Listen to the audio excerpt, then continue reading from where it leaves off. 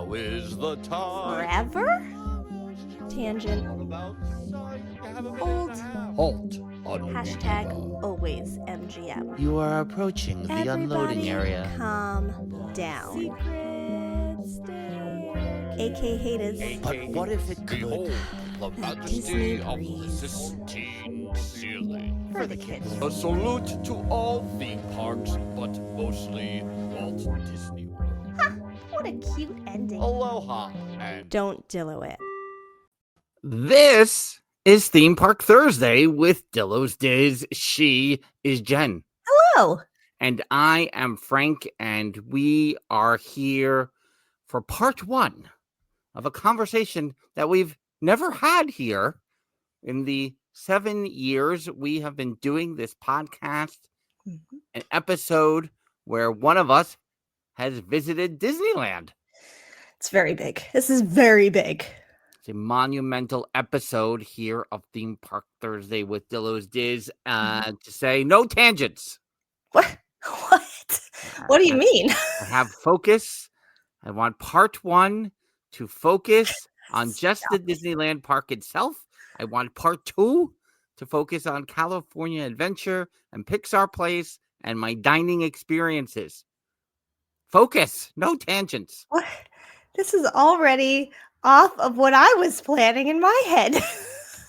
Which was all tangents. I'm going day by day. I'm doing. Who are your Oscar picks?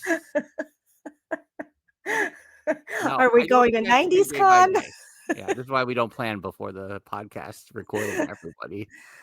We are here at DillowsDizResorts.com. That, of course, is our Patreon with memberships beginning as low as $1 per month. DillowsDizResort.com.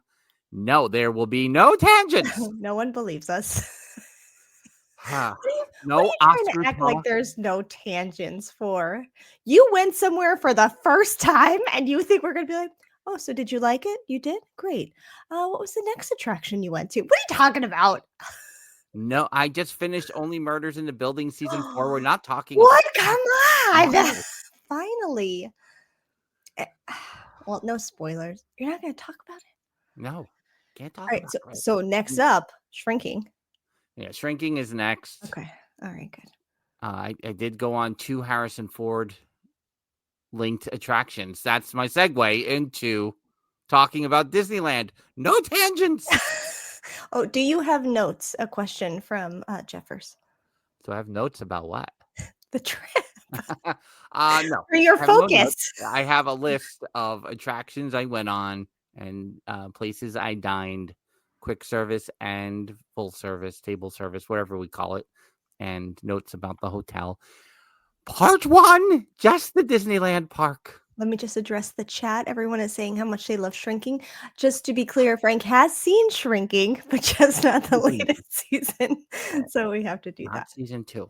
I will pose 2 questions at the start of this podcast that we will save for the end discussion. I just want everyone to think about these 2 questions while we talk about this. Okay. Question number 1.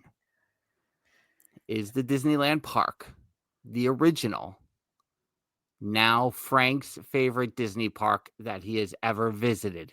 Oh, wow. Now, keep in mind, that is the 4 Walt Disney World parks, the 2 Disneyland Resort parks, and Disneyland Paris proper, not the other one. Not the other one that's there. I only went to 1 in Disneyland Paris. Will we make that determination by the end of this episode? So keep that in mind. That's question number 1. I'm impressed that you put 4 parks in there. That was impressive, and didn't just say 3. Listen, let's just say Animal Kingdom falls another notch low or 2 probably. No. Question number 2. Uh-huh. On the last night, the 9-year-old went to sleep. Yeah. I went back over to Disneyland because the park was open until midnight. Yeah. Just to walk around, take in the vibes. Mm-hmm. Got a little cold and a little foggy very quickly. Mm-hmm. I rode 2 attractions at the end there. Which 2 attractions did I ride? We will save the responses until the end of this podcast. I'm writing it down. What I think. Where shall we begin? Well, you tell me, because I was already starting. So on the day you arrived, No, I don't want to get. I don't want to get like. And I say this because I really have very little. I won't even say negative. I have everything about the Disneyland park itself is positive, pretty much, almost 95%. So more of my critiques, I feel, are better saved all lumped together next, which is the method to my madness. But I will say this: the day I arrived, I've never been to California before, right? If you're listening for the first time, this is very exciting. It takes a very long time from the moment you leave your house until you get to the Disneyland Resort from the New York City to Disneyland Resort. 9 hours. It's a long time. 9 hours in real time. I don't know what time it was. What time was it really when I got there? And so it just is it's a long plane ride. Yeah. And a long Uber ride. No rental car. Thank you very much with your $80 a day parking fees. Yeah. But I shared a lot in the Discord during my trip. And so I have nice things to say about Pixar Place. I have some other things to say about Pixar Place. I have some things to say about California Adventure and about the dining experiences next week. But I do want to shout out Vasilia over at ET Travel, Mrs. Dillo, supporting the local moms on the trip planning, worked on our Universal trip last June and did the same here. So I want to make sure I say that at the top before we move on. So the day I arrived. Can I ask, because I don't hear this mentioned in your itinerary at all your agenda for the podcast episodes, can you at least tell me, it's your first time in California? Yeah. What's that? How do you feel about that? It was very sunny and there was no humidity. It was delightful. I see people saying West Coast Frank is different than East Coast Frank. I picked up some of those California vibes, maybe. I don't know. It's good. Like when you're flying in, is it like, ooh, this is nice? Did you get that? I don't have a window seat. So, and it was the window shades were down like on everyone's, like, I didn't get to see flying in really. Right. Did you enjoy the mountain views? You had a great view. Not that we're talking about the hotel, but you had a great view. I enjoyed seeing the mountains. Yes. And I will say on my flight back, we had a lovely view of the Rockies flying back. We did have the window shade up for that. Nice. Early evening. But yeah, we had a great view. No spoilers for next week's episode of Theme Park Thursday with Dillo's Dish. We were on the 11th floor. But I've been to Phoenix, Arizona. That's I've been to Maui. So that I feel like that doesn't count. But in the continental United States, the furthest west I have been, other than walking through LAX once from Maui to New York City, was Phoenix, Arizona. So driving from LAX to Disneyland, I got a lot of Phoenix, Arizona vibes. So which I like. I like Phoenix. It's got like a little old, a little new, a little city, a little desert, a little mountains, like a little bit of everything. So I kind of like that. All right, good. Okay. Jen's like, half of my questions are gone. I'll just go with the flow. You just tell me where you want to start. Go with the flow.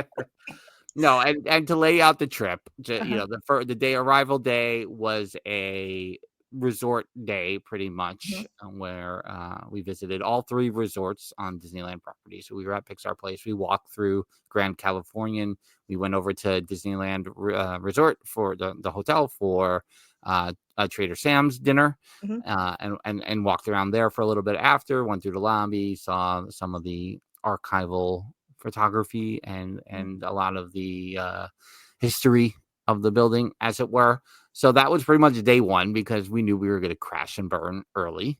So that was, and we lunched at Downtown Disney. Okay, I was going to ask if you went to Downtown Disney. And then on the final day, We did a character breakfast, not the princess breakfast at Napa Rose.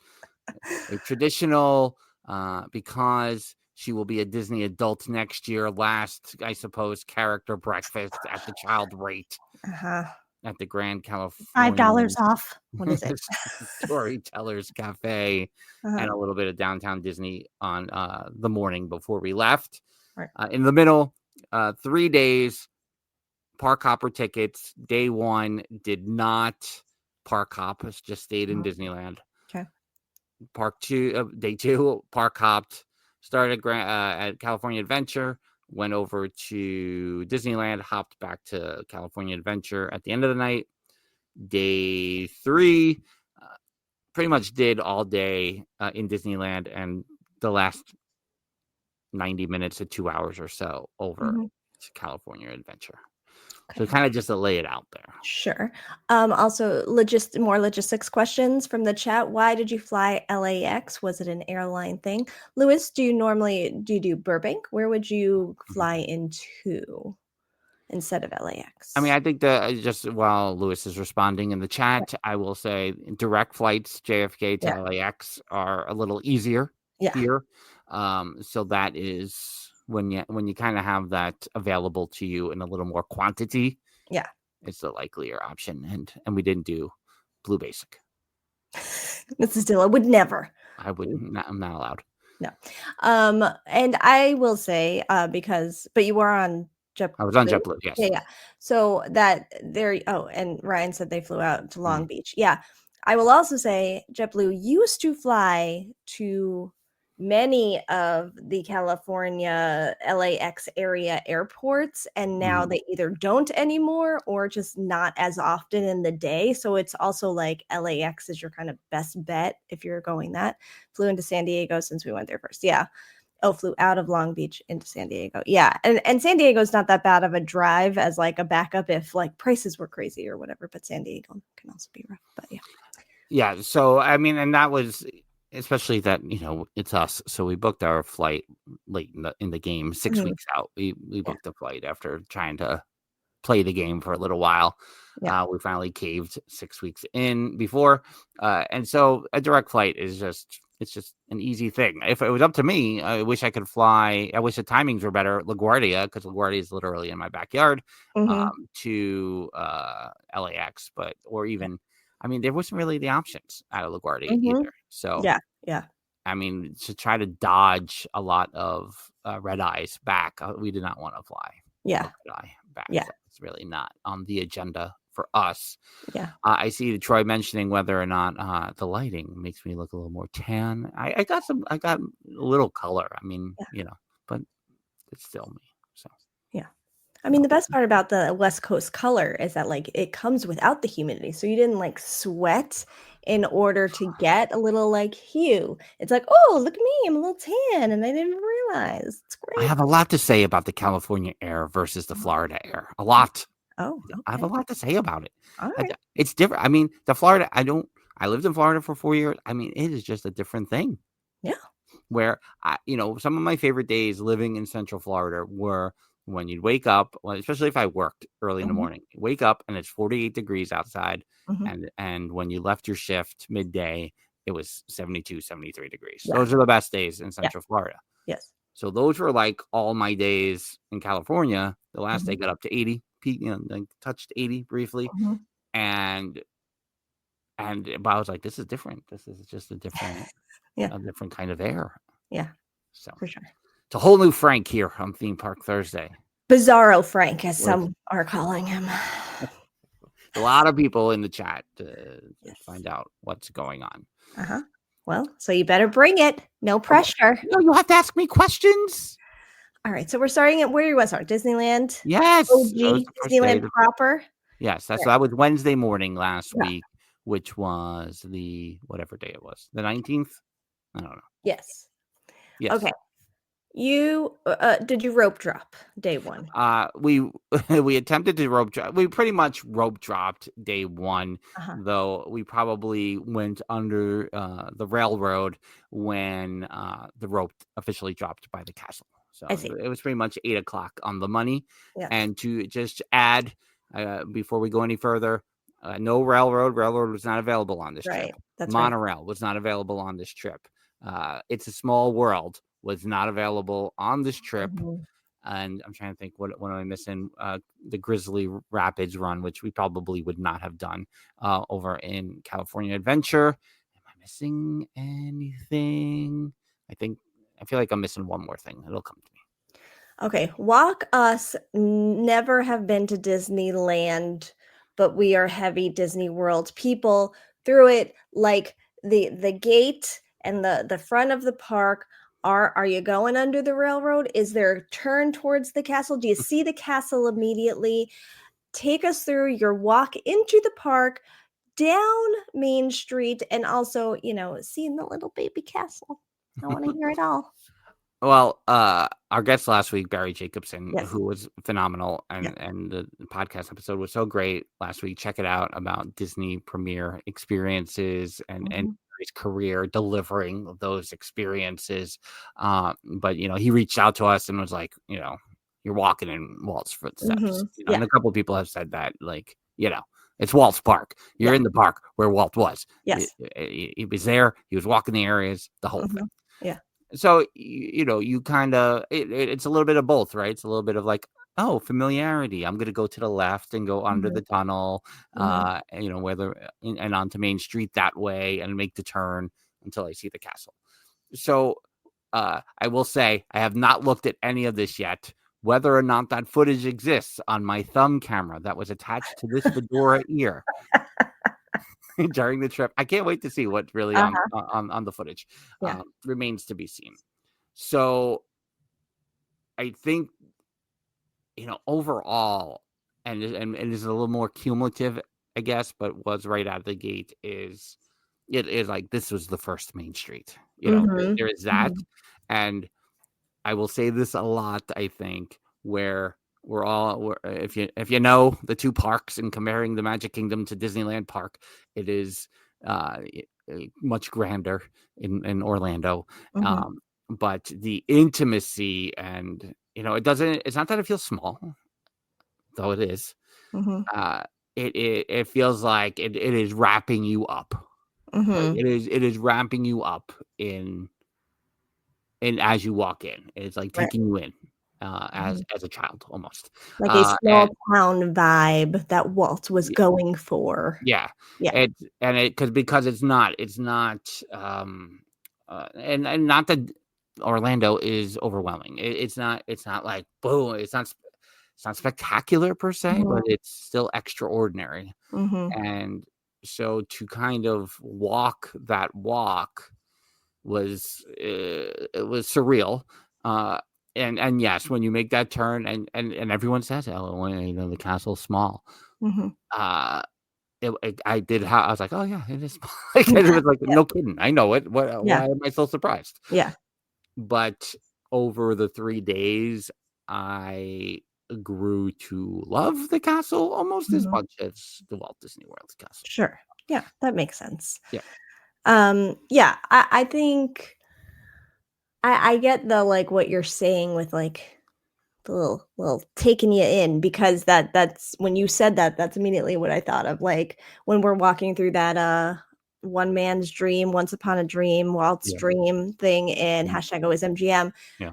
One of the things how it always talks about, like, wanting that small town fair type of vibe, but for families in this bigger space and all of that. So it makes sense that I would kind of have like a cozier vibe to it, maybe. Yeah. And maybe I'll go back to it on the back end, but I almost prefer Main Street on Disneyland at night to Walt Disney World Main Street at night. Interesting. And that's the beginning of many conversations that may descend into madness as it's March. Yeah. Yeah. Okay. So did you have a plan for attractions for your day? Were you like, I'm doing this, this, this, and this? Or did you have one in mind and then see where everything else took you? What was the plan there? In typical me fashion, I had a plan. And to say, I kind of observed the app and the wait times here and there over a couple of weeks. Lexi kind of explained touring plans a little bit better to me than I had ever known over the years. So there was that.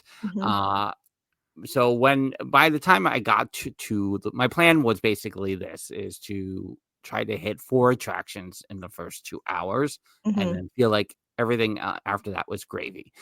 So that was Indiana Jones 1, mainly because the lines are longer throughout the day, but also it has a lot of tech issues. So I didn't want to get caught in that. So that was 1. Thunder Mountain was 2 because of its close proximity, but also Thunder Mountain is the 9-year-old's favorite. Yep. Number 3, no surprise if you've listened to this podcast for 7 years, you know that the Matterhorn has haunted my dreams, that I've been wanting to go on this attraction for decades. So Matterhorn was 3, and then over to Space Mountain for number 4, and then kind of walk the rest of the park back from that corner of Tomorrowland. So it was those 4 right out of the gate, and I think pretty much by 10:15 local time, we had hit all 4. So it was that was a very successful start to the day. And I will say that whole first day, that Wednesday where we were just in Disneyland, it's probably as close to a perfect Disney day. So okay, like ever. I could think of a couple here and there over the years, but that because of how the day was paced. Was very much, it just really was perfect over time. Yeah. All right. Indiana Jones, your thoughts? I liked it better than the dinosaur track. I loved the queue. I loved the attraction. I thought it was gonna. I don't know. I feel like dinosaurs a little rougher, so I was expecting a little more twists and turns, I guess, but enjoyable, and I guess it speaks to the fact that we only did it once, but I enjoyed it as a full experience from entering the queue until the end of the attraction. Would I have liked to have gone on it one more time? Maybe, but the opportunity never really was like, you know what, let's do it. Right. Yeah. All right. And the next was, I feel like I'm missing Thunder Mountain. Oh, that was next. Okay. Yeah. So what's again, the intimacy of the park, and you're still doing your steps, but maybe 25% less steps. I don't know. Maybe Lexi can verify. But from just to go from Indiana Jones to Thunder Mountain was like so quick, and Thunder Mountain was a smoother ride. Had a little bit better with the special effects. It made me think like, how many of these things are they going to add in the update that they're doing to Thunder Mountain and Walt Disney World currently? We were on this attraction 4 times over. 4 times over 3 days for me, 5 times for the 9-year-old over 3 days. So I'm not allowed to ask which one is better. I can't ask her. Pick one, Disney World or Disneyland. Yeah. She won't do it.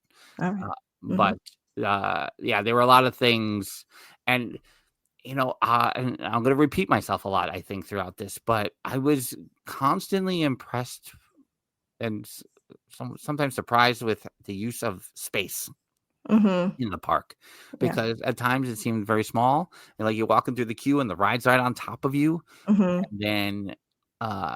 and then sometimes you feel like what is this Pirates of the Caribbean queue? Like, where are we going? We're up the bridge, we're down the bridge, we're around the bridge. Like, what's happening? But with Thunder Mountain, I really liked, where in Walt Disney World you walk through, the interior, and you're weaving in and out, and you see everything through these windows, where you really feel like you're barely, you're right outside the mountain there. Passing you by, and I kind of like that, being on top of that. Yeah. Troy was asking, did you see the little man of Disneyland at the tree near Indy? Little man. No, I did not. And I will say, and maybe giving me reason to go back, there were some things I definitely did not do that I wish I did. And I also, but didn't dive too deep into find these little things because I didn't want to like spoilers for myself. I wanted to come upon a lot of things, and I think it did, rather than like, oh, make sure I see that, make sure I see this. Right. It says the person who took 50 years to see Disneyland for the first time. Yeah. Somehow I think I'm going back sooner than 50 years. Yeah. And didn't you miss something in Disneyland Paris? Yeah, I missed the dragon under the castle in Disneyland Paris. So maybe a little research. Okay. Take for those, if you're just listening for the first time, take us through what the Matterhorn recurring dream is. It's a tangent, but it plays a part in this recap. So I showed this on our Instagram a couple of weeks ago, but I had been gifted by Nanny Dillo this Disneyland pictorial souvenir guide book that was silver. I think she was there in 85. I think I probably around the same time too. It's probably around right before the 30th anniversary. And now it's the 70th anniversary coming up. And so the pictures in there of the Matterhorn, I don't know why it always captured my attention. I'm not a skier. I'm not really like a snow person. But for whatever reason, that attraction always grabbed my attention. So, whatever the reasons were, it would reoccur in my dreams since childhood of about to go on the ride, being in the line, the ride breaking down, just constant, never actually getting on the ride, but finally I'm on the ride. No, I'm not. No, it's not going to happen. Or I wake up, or whatever it is. So that has been like, and not even like any other part of Disneyland, right? Just the Matterhorn, has always been like a central focus of dreams of mine for decades. Ever.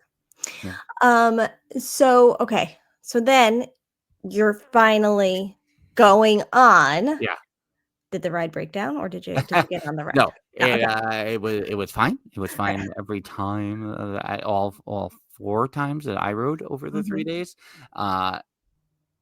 Everyone was like, "Be careful, you're an old man." That's been the discussion all these years. Is like that ride's gonna mess you up, old man. Yeah, I did pretty well. I will say it is definitely based on seating placement because one or two of the rides are rougher than the other two, and but overall, I think it was great, right? I love the ambient noise, the howling and the wind, and it's not like it's not a thrill ride that's gonna like lighting the world on fire or anything, but it really, it's just a fun ride. And what I really really, really loved, and it speaks to this pictorial souvenir, is that every angle that the Matterhorn was in the park, you could be standing anywhere, and if the Matterhorn was in your peripheral, and it always looked amazing. Yeah. Always. Yeah. And I have probably as many pictures of the Matterhorn as I took of the Eiffel Tower when I was in Paris. It was just that it just always looked good in different pictures. Right. And so to that, it was like I had been on it already, but it was nostalgic, Yeah. So and the Yeti's cool. Troy's correct. And the 9-year-old would hide her eyes when she's like, "I'm now hiding my eyes when I go inside the mountain, and I open my eyes on the outside of the mountain." Yeah.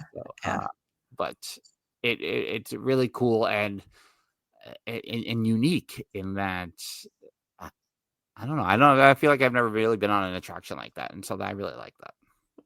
Right. So so you did not Dillo your expectations after all these years. No. And then did it exceed the expectations that there were? I Dilloed my expectations in the idea that it might hurt me. Right. Sure. Yeah.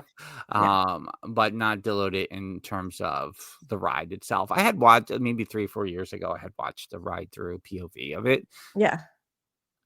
And it didn't deter me or excite me one way or the other. But I think always being in the queue for that ride, and the other 3 times I did single rider, that was I was always excited to go on the ride, almost like Space Mountain. Yeah. Lexi asked if you went through the castle. Yeah. So, what's funny is because, again, I was a little more familiar with touring plans this time, that, it said like, pick your day. And I was like, all right, Sleeping Beauty walkthrough, thinking I just want to walk through the center of the castle, because half the time you can't walk through Cinderella's castle. Yeah. You got a show coming up. You can't go look at the mosaics half the day. Yeah. So I'm like, yeah, I want to walk through the castle and go like walk towards the carousel and all that. Well, little though I know, we're eating our Dole Whip, which we'll get to, and Mrs. Dillo notices that the entry point of you can go. I mean, I don't know if you know this, Jen. You go in one turret basically, and you follow the story of Sleeping Beauty up over the castle until you come out the other side, and like you're in the whole castle. It's amazing. Yeah, that is somewhere in the back of my brain, but yeah, that's cool that they do that. But that would have been my dragon in the castle, right? If Mrs. Dillo didn't catch it. I was like, we walked through this. We did it. What do you mean? We're done. We don't have to do it again. I went up the thing, and I went over the bridge, and I went in, and what? That's it. Lexi is saying we can walk through Cinderella Castle if we run the half marathon or the full. So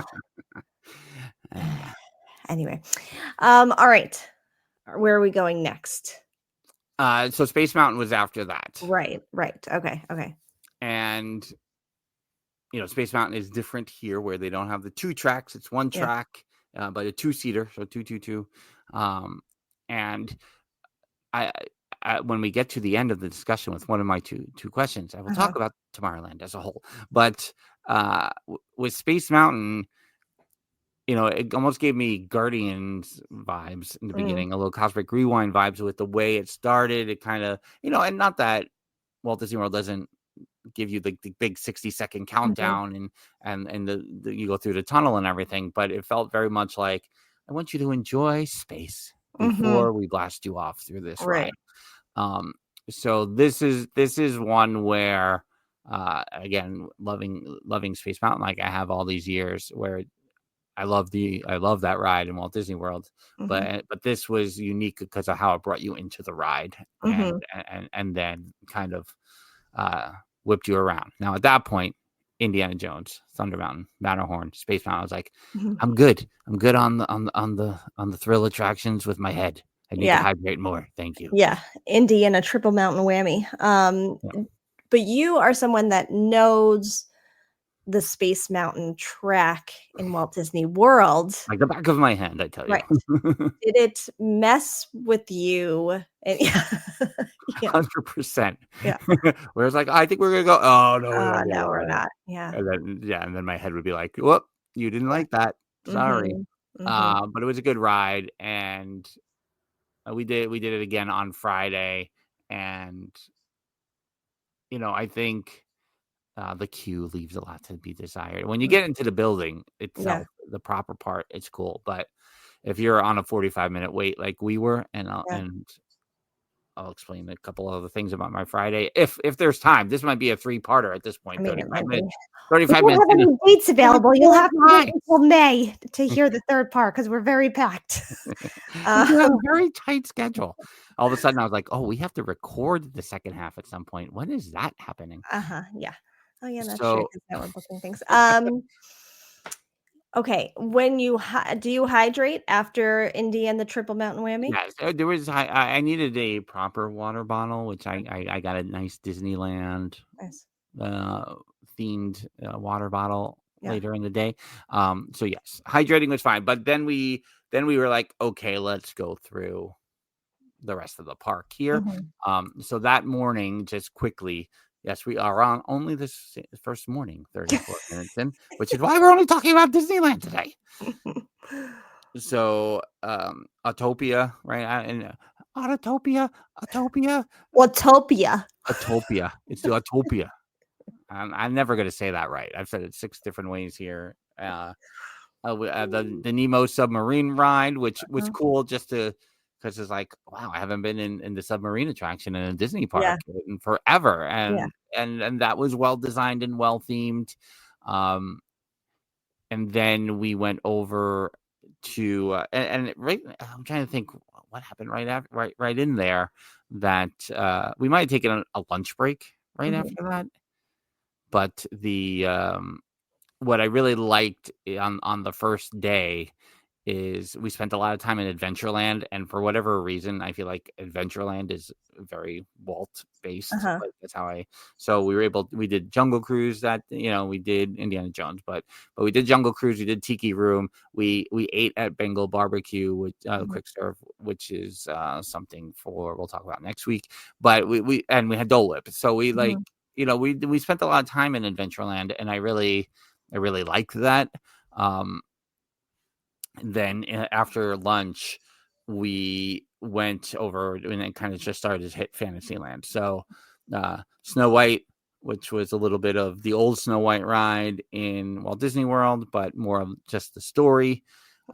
Pinocchio's Daring Journey, which I had been on in Paris. So again, dark ride again, and how again I said again many times in a sentence there, how they managed to have these attractions in a very small space is astounding. So Pinocchio did that, went over to Mr. Toad. Now, I tried to do a lot of research here on Mr. Toad prior to this recording. I was amazed at how they announced the Walt Disney World closure on like August 27th, 1998, and it was closed by September 7th. Oh, wow. Like, can you imagine if they did like a 10-day, you have 10 days to go see the Muppets. Go. Twitter would be in just...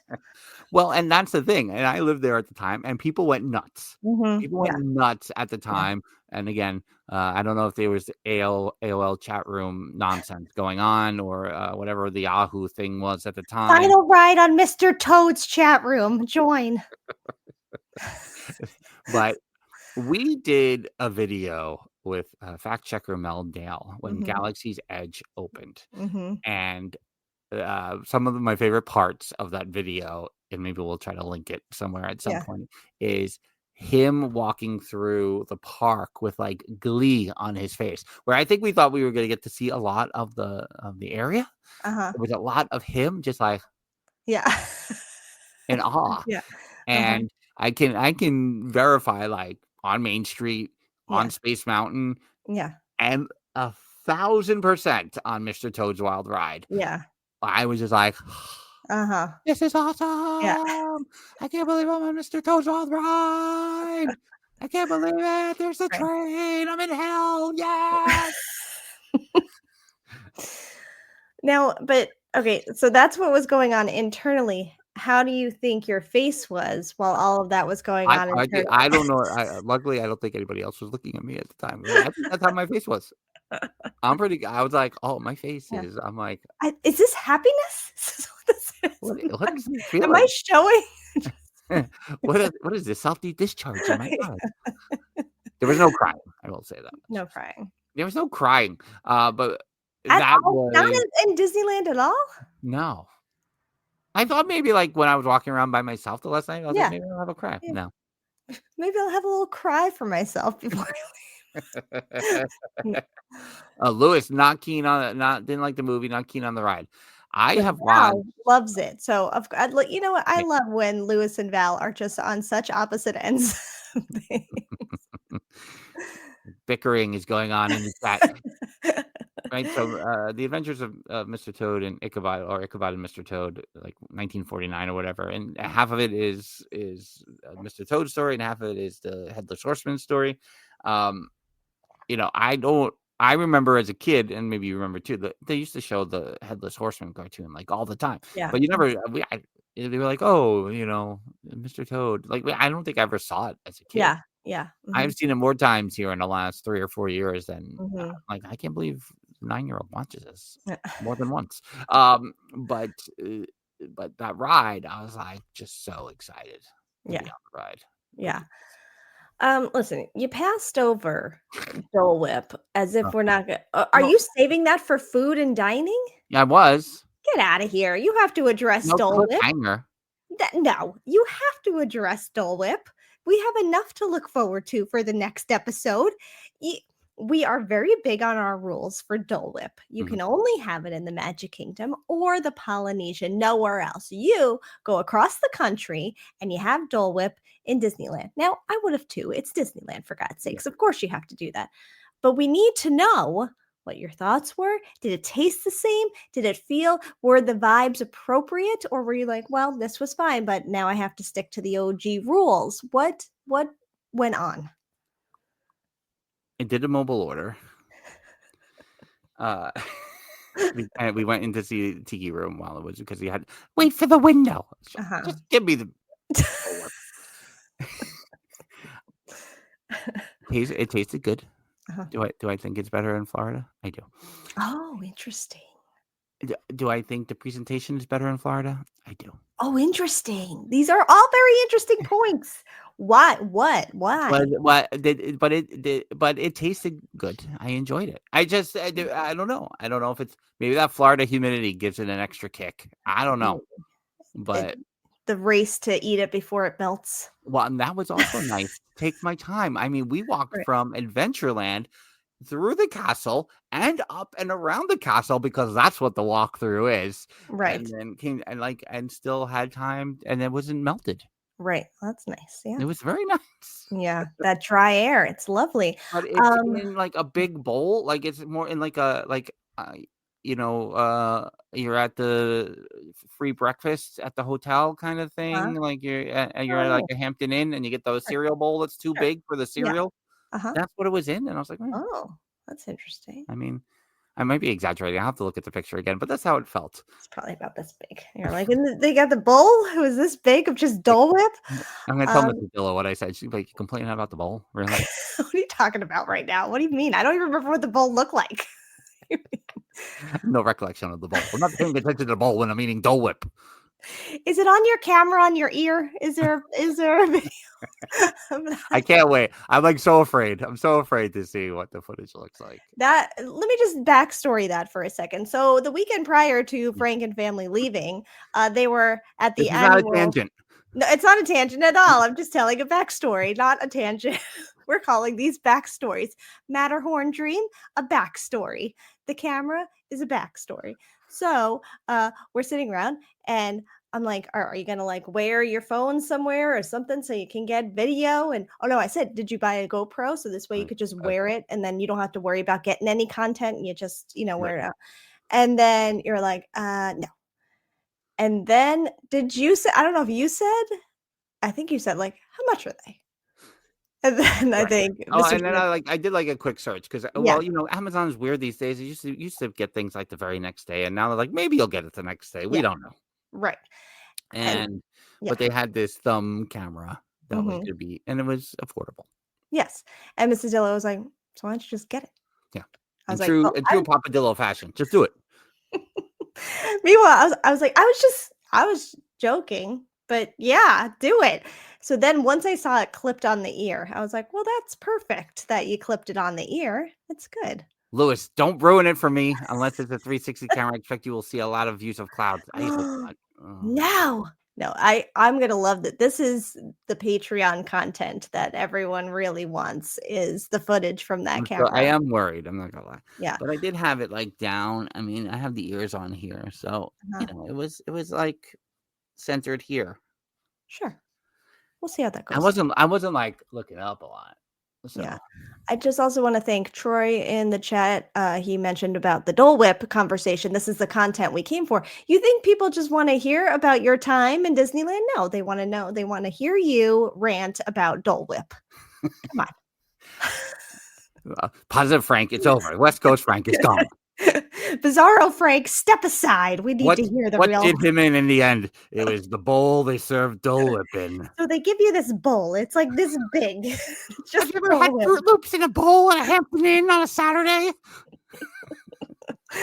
Oh God. Was the camera still attached to the ears when you took that Splash Mountain picture? No. No, I did not. Yeah, I usually held it. That's good. Yeah. All 96 hours of footage available on our Patreon. Exactly. I mean, time to sell Coming the Patreon. soon. Let's go. I have a big fear though. I'm gonna have to get over it this weekend probably and look at it. So yeah. All right. So he walked from Adventureland over to where? Fantasyland. So that was Fantasyland. Mr. Okay. Toad, Snow White, and Okay. Pinocchio. We Okay. put off Peter Pan and Dumbo until Friday because those had the longer queues. So we Of course they did. for our rope drop Friday. Yeah. And then we went over to Alice in Wonderland dark ride, and which was. So I'm on the Alice in Wonderland dark ride, and I must have watched the point of view footage of it at some point, but I did not recall. So all of a sudden it goes from I don't know whatever the previous scene is into the painting the roses red, and I'm like, I told Mrs. Dillo, this is my stream of consciousness during the attraction. I said, did they just skip over the Mad Tea Party? Oh, was there no Mad Tea Party scene? Is it because the teacups are outside when you go on the outside portion of the track? It's because you can see the teacups, and that's the tea party. So you're not going to have the Mad Hatter and so just mad the whole time. So you'll come out on the outside track. I see the teacups. I'm like, I can't believe they're not going to have a Mad Tea Party scene. And then you go back inside right before the end, and it's the Mad Tea Party at the end. I'm like, what am I getting mad for? See, he wasn't Bizarro Frank over there. He's just not letting that out. He's starting off strong, like, it was very nice. I love Disneyland. And wait till you hear all the things I love more at Disneyland. And the weather and the sunshine. It was great. The sunshine, no humidity. Fantastic. It was great. Did you hear that there might not be a tea party on this ride?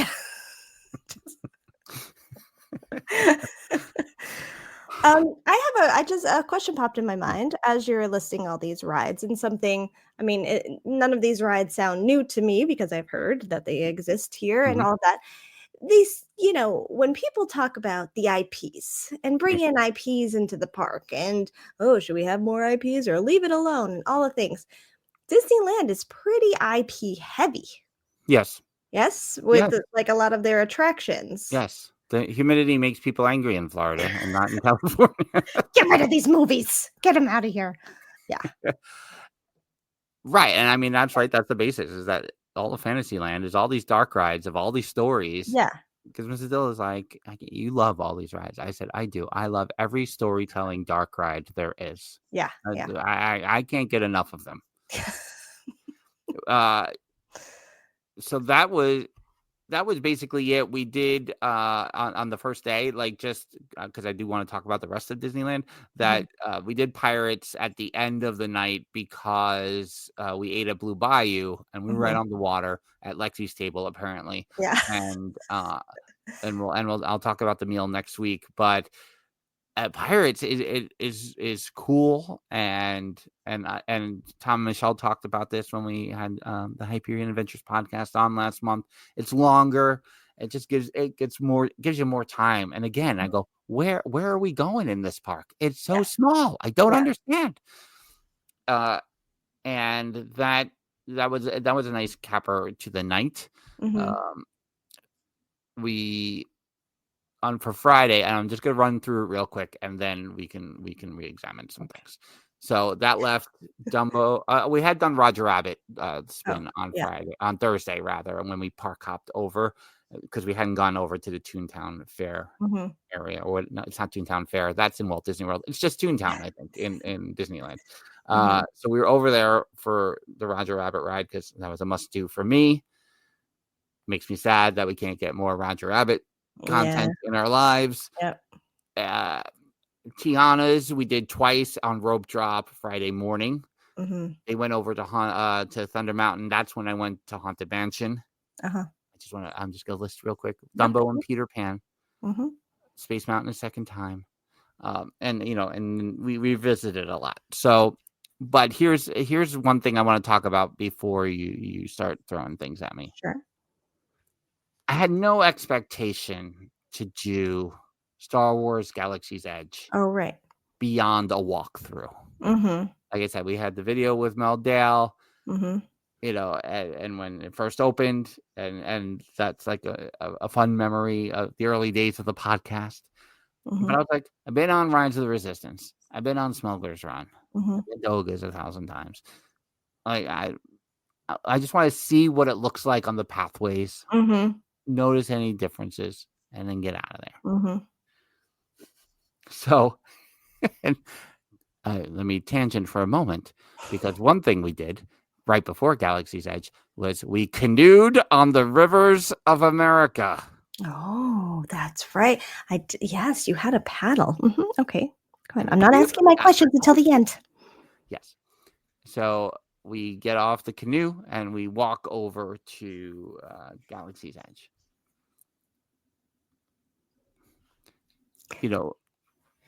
Hollywood Studios pales in comparison to Disneyland's Galaxy's Edge. I love how it brought you into the area, and no joke, within 30 seconds of being in the area, we run into Ahsoka Tano. I mean, there was a 9-year-old going crazy. Like, I couldn't believe it. And then as soon as okay, thank you, Ahsoka, as we turn, and it's Boba Fett. Oh, man. I was like, Star Wars Galaxy's Edge is the coolest place. And Lexi, I think I mentioned this when we talked to her, or whether it was in the One Channel Discord or not, but on that Rope Drop Friday where we were in the crowd, everybody goes to Star Wars Galaxy's Edge. Everybody. You think all these angry people on the social media about Star Wars means the end of Star Wars? No. It is so popular. It is crazy how many people were over there first thing in the morning. Yeah.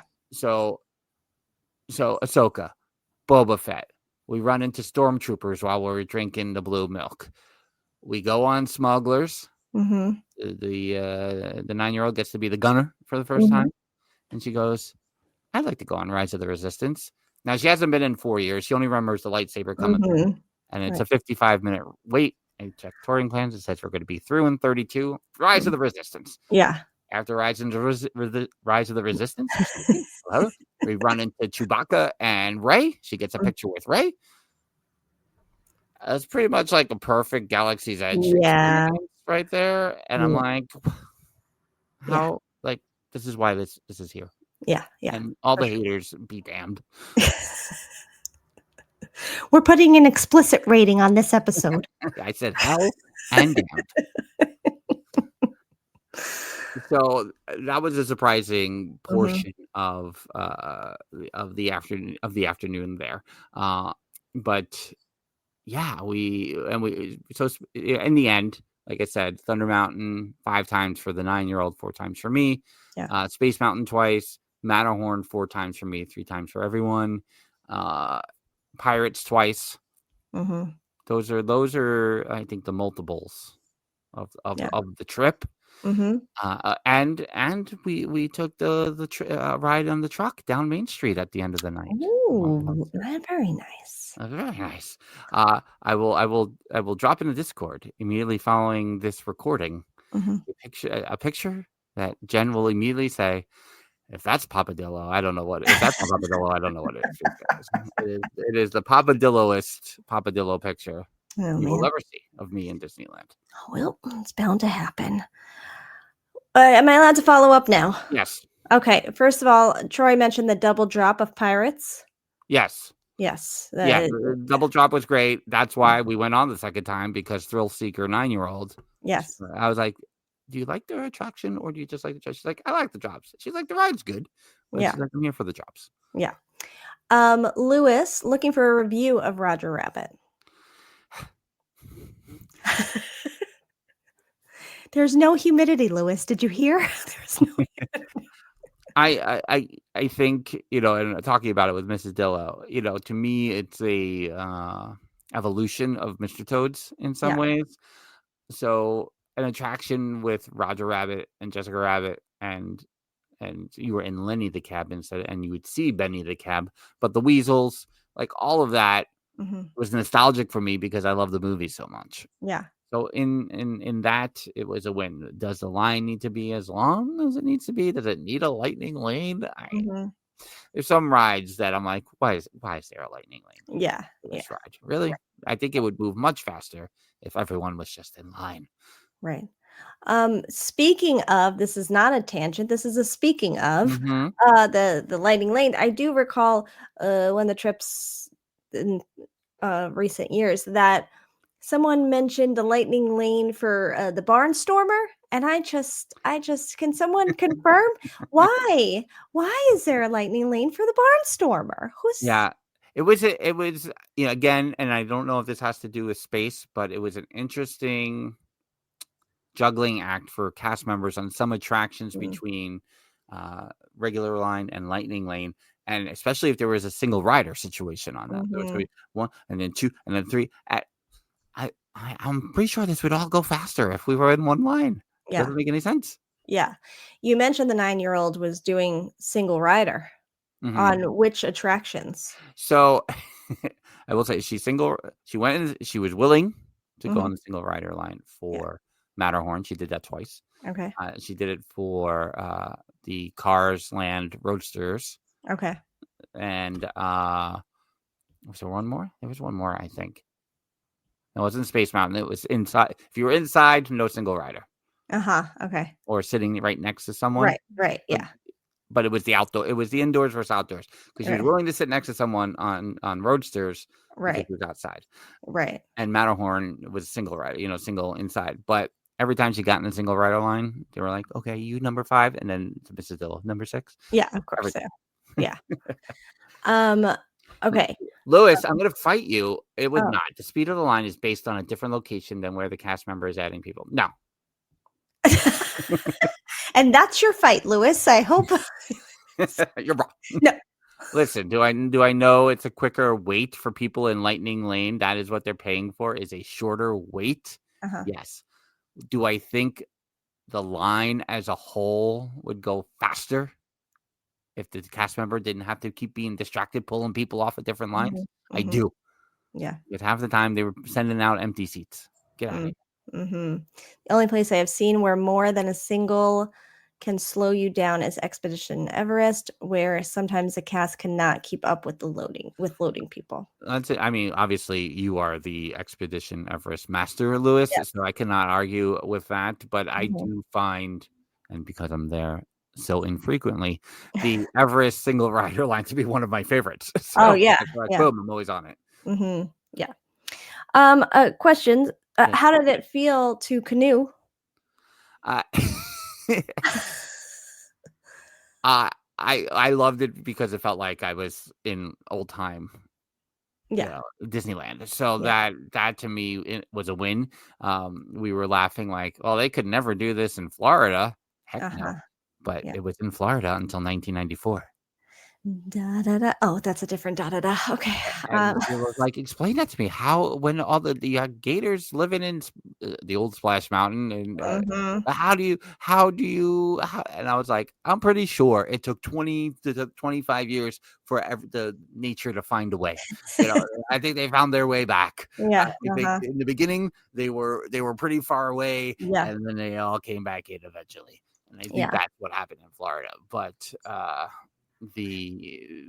for the Disneyland ride, obviously I don't think many people canoe anymore. I don't know. So trying to get everyone to go in the motion. Right.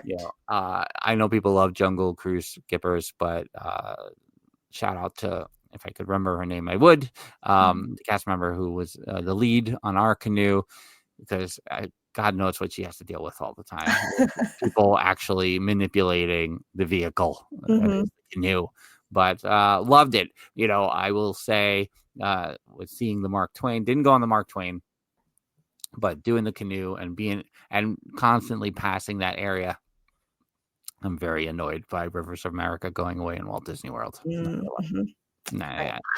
I was a little that way when we were there in August, and I don't think it's much when we did Not So Scary in September, but when we were there in August, we did Country Bears, so we were over there for a little bit, and I was like, I'm annoyed.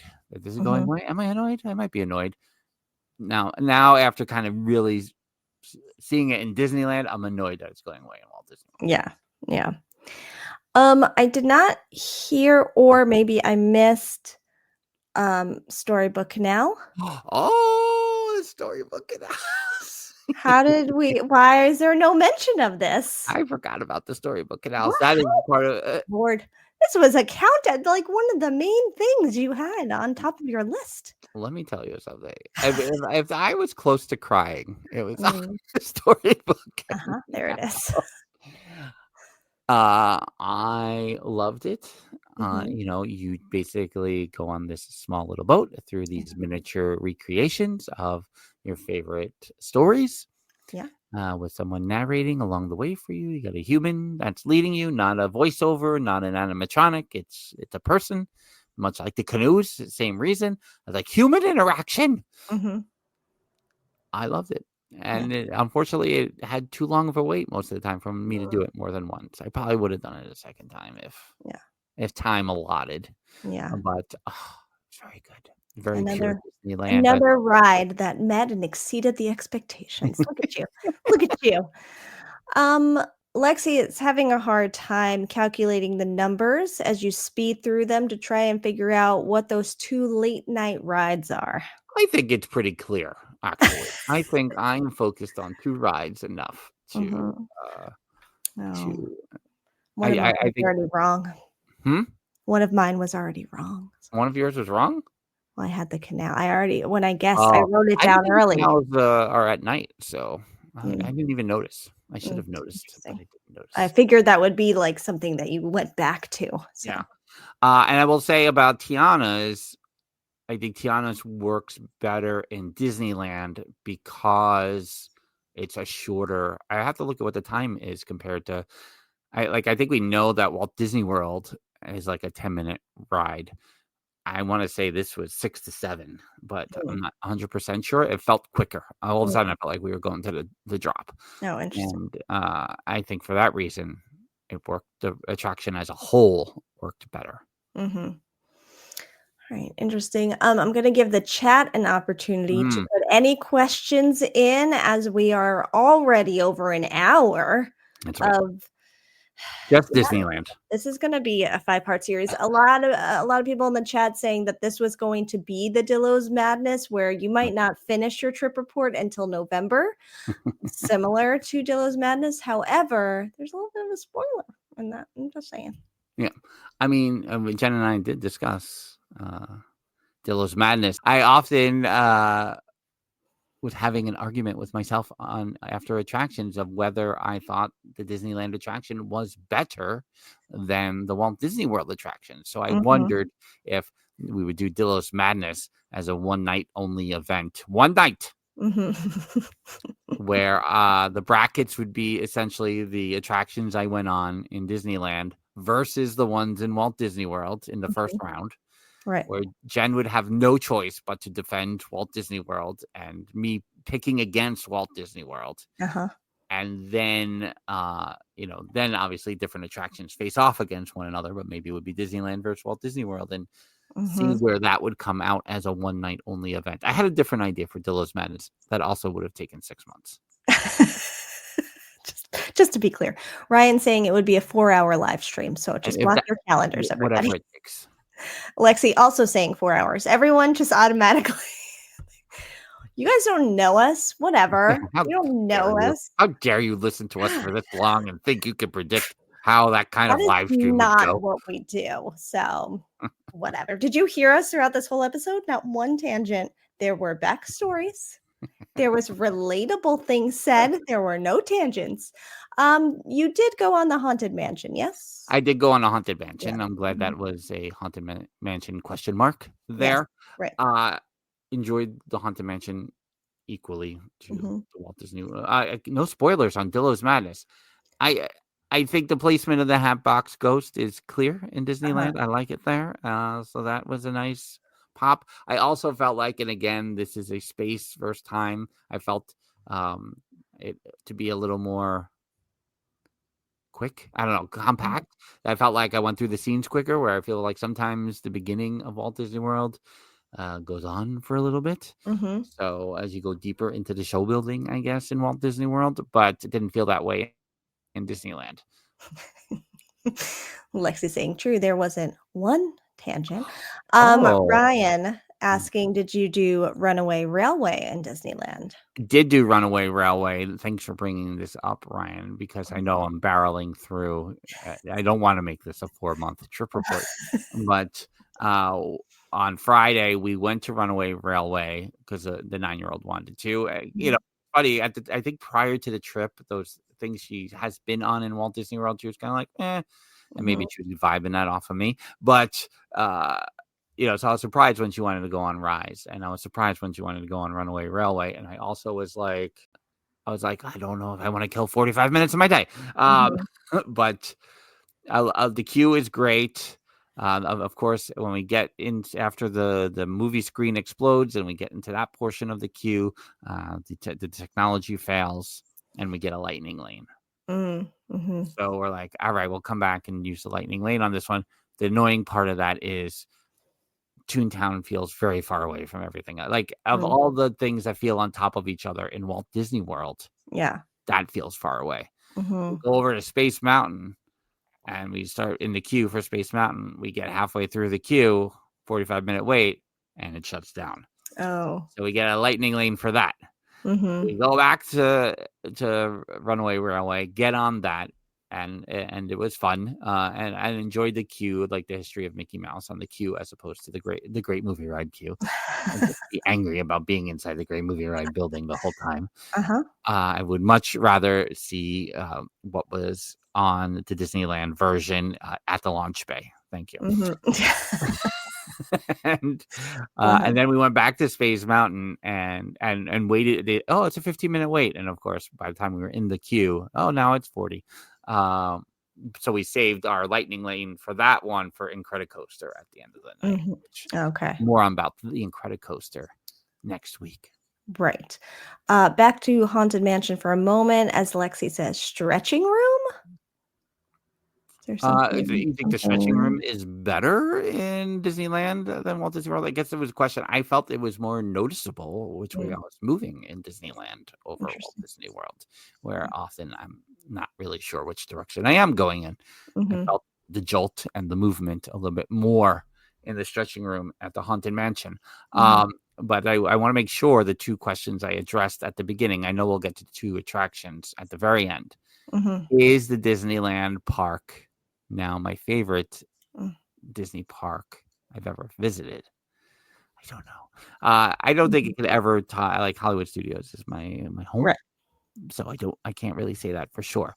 The only thing that is preventing me currently, and I'm talking about current Epcot, not all-time Epcot, current Epcot, talking about current Magic Kingdom. Yeah.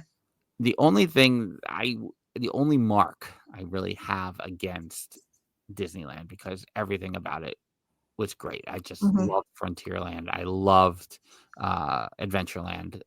New Orleans Square was really fun, and just the fact that they call what was previously Bear Country Bayou Country now. Galaxy's Edge I had a great time in. Tomorrowland gave me I was like, I don't know what's happening here. And when I went back on the plane, I read about Tomorrowland and Disneyland and realized, like, this has been a 70-year struggle with this area, because it was really the last portion to be developed of the park, like in the original incarnation. It became very corporate very fast, because that's all they could do with it right away. And so, you got Space Mountain, great. You got Autopia, which was enjoyable. Not as fumey as the Speedway. The humidity makes something about the fumes. That makes sense. Just so you know. Why didn't I think of that question sooner? Okay. The Matterhorn is technically Fantasyland. That happened about 30 years ago. I'm still not quite sure where the submarine ride is in Fantasyland or Tomorrowland, but I would say it's Tomorrowland, because they do the gimmick. What's good about the gimmick of the Nemo characters is at one point they said, Now this special technology allows you to hear the fish speak underwater. And I'm like, so that's how they suspend your disbelief in Uh-huh. why you could hear fish talk. Yeah. Anyway, I digress. I guess that's still technically Tomorrowland. But the Astro Orbiter, right? You can see it from Main Street. Like you can see it from the hub. Yeah. The Astro Orbiter is right there. It used years and years ago. It was like it was in Tomorrowland in Magic Kingdom, but now it's just in the park. So that's really weird. And if you walk that path, Star Tours is there, and Buzz Lightyear's Astro Orbiter Spin, whatever it's called, is there. It just didn't flow. Mhm. So that part of the everything else in the park is so great. Yeah. It's so well woven to walk. Like it feels like it flows. Right. But Tomorrowland, you're like, I don't know what's happening here. Yeah. That's how I felt anyway. So Yeah. and that would be the only hang up in that park. Yeah. There seems to be agreement in the chat happening. Did you do Buzz Lightyear? I did not do Buzz Lightyear. Did not do Buzz Lightyear and Star Tours. Star Tours we kept circling back to, and because it was weird, right? So sometimes we would be like, when we were at Space Mountain, we never came back that way. We always were like, oh, we're going across towards Fantasyland next. Mm-hmm. So the absence of the people mover at Lexi is definitely a key factor. Yeah. Maybe if the monorail was there, I would have felt better about it. Maybe seeing it from the monorail would have made me feel better about it. Right. Lexi also had a question earlier. Is Disneyland better than AK? Yes. Yes. If you know, and again, I'm fresh off the trip. Mm-hmm. I would put #AlwaysMGM1 and Disneyland Park. Mm-hmm. Mm-hmm. If I had to say it right now. What were Mrs. Dillo and the 9-year-old's feelings about Disneyland Park, the OG? I think similarly. I think the history and the reduction of steps involved was appealing to Mrs. Dillo. Yeah. The 9-year-old, I mean, she was in a glory. Yeah. She's a thrill seeker first, but I think similarly she knows why I love the story rides and the but she's a funny one. She balances that. I want to be a teenager with all the thrill rides, but I want to do all the kitty stuff too. Yeah. She was running up and down a hill in Toontown. There was like a whole playground area. And she ran up and down a hill for like 20 minutes. I'm like, okay. Yeah. Because Mrs. Dillo mentioned herself, and you have mentioned how much she loved like the Universal trip because of the quaintness and because of the ease of getting around. Yeah. Was that met now that she went on this trip? Yeah, I think just walking around. Yeah. And just learning that quickly, I think, made everything easier. Yeah. I will say, I don't know if this is a hotel complaint or a Disneyland complaint. I'll save it for the hotel next week. We rushed back because you could watch the fireworks from Pixar Place, third floor, the pool deck, and that didn't go according to plan. So we'll talk about that next week. But yeah, I think for to be able to cut through Grand Californian to go to California Adventure was definitely a plus, and it was very quick to get to. I mean, nothing was less than a 10-minute walk, and that's the thing. And just, I know we joke about it a lot here on the podcast, but to drive to Animal Kingdom or to take a bus to Animal Kingdom, it's exhausting. Yeah. And walking in the sunshine of California instead to Disneyland, much better. Yeah. Jeffers is saying you always hear that Disneyland is a locals park. Is that something you can feel? Did you feel like a tourist, or is that over exaggerated? I tried to be aware after 3:00 of like whether there was like a school bump. On Friday night when I went back at the end of the night is when I noticed it was teenager heavy. Oh, interesting. And whether that was, I assume that was locals and not just people staying at the resort and jumping over. I mean, because that's the thing. It was very easy to get over from your hotel. So, where Jen and I, when I was a teenager, we take the friendship boat over the studios. So that, but I would guess it was more locals than. Yeah. And that was what was funny too, is, again, I was amazed at how much I knew and how much I didn't do research on. The proximity of the California Adventure entrance to the Disneyland entrance is like, just got across the street, basically. Yeah. And the amount of people, because California Adventure closed at 10, so the amount of people flooding out of that park and across the Disneyland was pretty amazing to watch. As people were exiting Disneyland at the same time. Yeah. So what you're saying is we have to wait for everything else for the next 3 podcasts. For at least 3 podcasts. No, we're gonna try to wrap it all up. Guardians is in California Adventure? Yes, it is. Okay, that's definitely on the list for next week. Okay. I'll send you a list for next week. So I don't need it's fine. It's fine. And then on the first day. So then you check in. So when you're checking in, what's your experience? The 2 attractions that I went on. Oh, yes. Final night. Yes. Matterhorn. Yep, that was my other one besides the canals. Got it. Second ride. And I'll let people try to guess here in the chat. All right. Before we go. Second, right. The first one was the Matterhorn. Matterhorn at night had to be done. I would have kicked myself if I did not do it. Got Canal and Matterhorn. I wish I went on this. Pirates of the Caribbean, incorrect. Pirates is incorrect. Oh, Lewis said checking in was the worst part of their trip. It took forever. That's interesting. Something to remember for next time. Incorrect. Big Thunder. Big Thunder is incorrect. The 9-year-old would have killed me. Peter Pan. You are closer, but no. Small World. It was closed. Oh yeah, I forgot. The answer is. Oh, did we get it? Okay, we got it. Did Jeffers get in there? No, Jeffers. Because I did see some like number drop 1 or 2. So then I was wondering who was coming in and out of the. Oh, Mr. Toad. That is the correct answer. Ah, yes. Oh, look at that, Mr. Toad, Mr. Toad, Mr. Toad. Everybody's like, oh yeah, you talked a lot about Mr. Toad. I was so happy. I had to do it one more time. Did your face look the same the second time? Maybe. I was tired. It got cold. I thought I was gonna do more, and then I realized it was just getting cold. I wasn't cold on the Matterhorn when I wrote it, but the fog rolled in after that. What's that? How cold would I have been?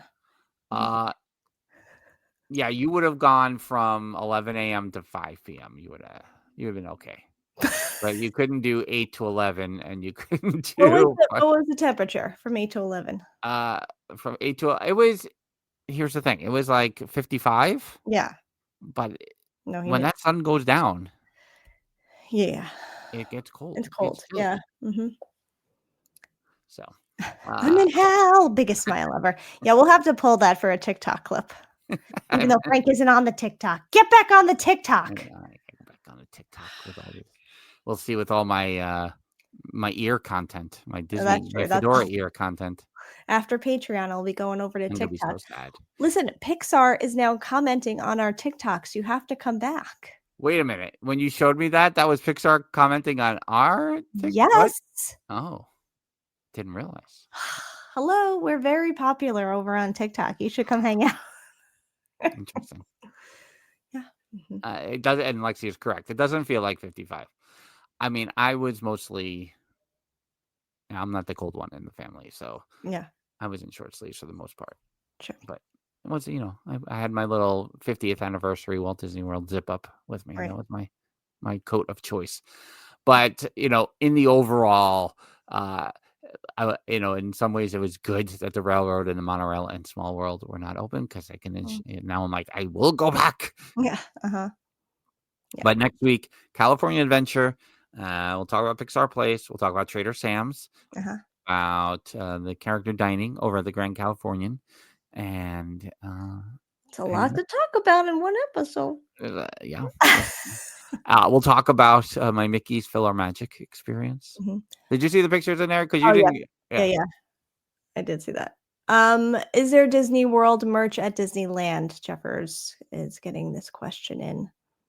I don't recall, but I saw that Disney Springs had posted what was very popular in Disneyland, which is they have all these princess baseball jerseys just in time for spring training, where they have like Cinderella across the front, and then, or no, it says Disneyland across the front, and then Cinderella on the back with like the number 50 for the year, or 59 for Aurora, or 16 for Moana. And Right. so a lot of people were wearing it. Oh, no, wearing it. Oh, I was wearing my Disney bad. World merch. My bad. Yeah, I got you, Jefferson. misunderstood. Yeah. Yes, I was wearing Disney World merch. Mhm. I mean, I got Sunny Eclipse t-shirt, got a shout out. My live Theme Park Thursday Live t-shirt got a shout out from a cast member. Nice. When Excellent. I was refunding my dessert party for World of Color that I did not go to. Ooh, interesting. The plot thickens. That's a big cliffhanger for next week, everyone. All right. Wrap it up before we want to hear more, because we got plenty of time tonight. I don't know. It's only 10:23. Back in the Parks and Monorail's most magical hour days, we would just be getting started. We'd just be warming up here. How did we do that? I could never stay up that late anymore. No. Did I do any podcast promotion? You know the answer to that, Jeffers. Remember like a week or two before your trip where you were like, did you tell the cast members about the podcast? Come on. And here we are. I mean, and you know, I take a lot of heat when I take a picture or a video of something, and because all I hear is for the content from everyone else in my party. All right, everyone. Well, thanks for hanging out with us here for an hour and 20 minutes late into the evening on a Tuesday prior to Theme Park Thursday. It'll be March next week. Somehow. And we'll do it all again. Give us a shout out in our one channel Discord by going to DillosDizResort.com and becoming a paying guest. Until next time. You'll get to see all of Frank's ear content. Ear content coming soon. Yeah. Oh dear, Fedora ear content coming soon. Fedora ear content. Fedora deer. Yeah. Fedora deer. Oh dear. Oh dear, it's Fedora deer content. Oh dear, Fedora deer. All right, it got too late, everyone, here on the podcast. Until next time, she's Jen and I'm Frank. Bye-bye. Deuces.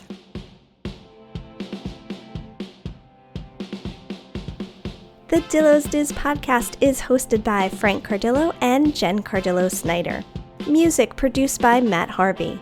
Logos and video production courtesy of Snidillo Studios. Dillo's Diz Resort is our Patreon with tiers starting as low as $1 per month. You can visit DillosDizResort.com to learn more. Follow us on TikTok, Instagram, X Twitter, and Facebook at Dillo's Diz. Check us out on YouTube by visiting youtube.com/DillosDiz. Don't forget to like and subscribe while you're there. We also have merch available on TeePublic and Etsy. For all this and more, visit our one-stop shop, DillosDiz.com. Dillo's Diz Podcast 2025.